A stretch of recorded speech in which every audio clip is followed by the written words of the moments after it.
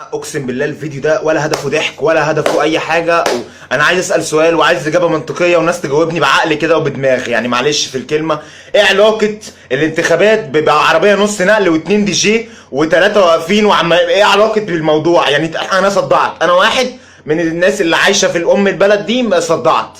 يعني انا ابقى قاعد على القهوه واسمع مرشحكم رمز البتاع رمز الدبانه رمز الدبانه، مرشحكم رمز الدبانه انتخبوا رمز الدبانه. احنا جبنا الخصله دي منين؟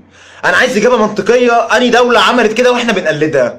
ما هو احنا اخترعناها ويبقى نستاهل الحرق.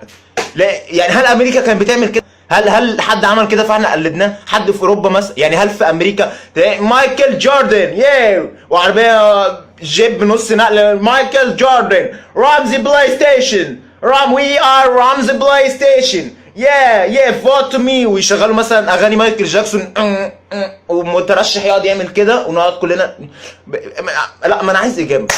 ما انا مش صراحه احنا جبنا الكلام ده منين؟ احنا اكيد ما عملناش كده لوحدنا.